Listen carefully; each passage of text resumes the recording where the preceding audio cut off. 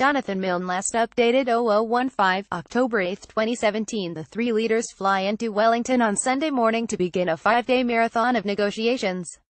Opinion Bill English's self-proclaimed moral authority is gone. This weekend's count of special votes tells the tale. Jacinda Ardern's stardust has settled. And this morning, as the leaders fly back into Wellington to begin negotiations proper, it is Winston Peters' day. Peters has said he and the NZ First Board will not be swayed in their decision-making by personal acrimony, vendettas and the baubles of office. They will simply consider which party, Labour or National, will allow them to best deliver on their key policies. And they will listen to good advice. They'll be seriously influenced by how you feel about things, Peters told me before the election, a twinkle in his eye. Remember, NZ's interests outweigh any personal acrimony. Sound sensible it should, those are your own words. Surely not, I replied.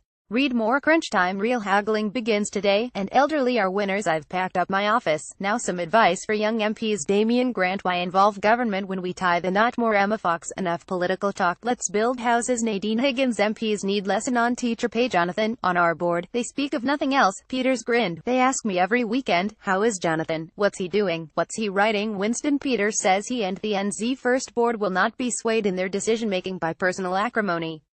So be it, then.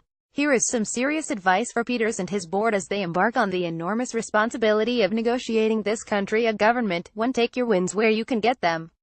By all means, extend the Super Gold card, restore the superannuation age to 65, slash immigration numbers and shut down land sales to foreigners. If you must. But be honest about what you concede.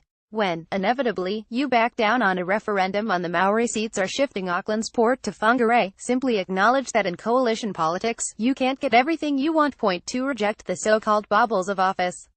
This is not just about whether your partner accompanies you on overseas trips as Minister of Foreign Affairs. This is about turning down ministerial posts like racing, forestry and fisheries, where there might be any perception that you could be compromised by friends and donors in those industries. Peters says NZ First will simply consider which partner will allow them to best deliver on their key policies. 3. Don't let it get personal. It's no secret there are a few grudges, after you questioned English's integrity over your leaked superannuation file. But as English and Ardern tread gingerly around you, lest they say anything that causes offence, remember the interests of New Zealand outweigh any personal acrimony. Sound sensible it should, those are your own words. 4. Bring the public with you. Ignore the excitable constitutional law professors looking for the latest innovation in government formation from the World Social Laboratory, New Zealand. This isn't about constitutional rules. It's about public relations. If the decision about who leads our next government does come down to you, the onus will be on you to clearly explain your thinking. This is not a time for bluster and evasion. Point 5. This is about sustainability. Finally, and this is important, policies and politicians come and go. One government may raise the retirement age, the next lower it. One may cut taxes, the next reinstate them. But what New Zealanders demand is stable government that keeps the interests of all New Zealanders at heart, not just our friends and neighbours, or the swing voters, or the big political donors. We don't need moral authority. We don't need stardust.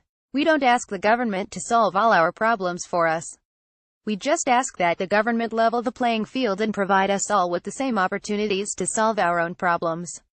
Sunday start times.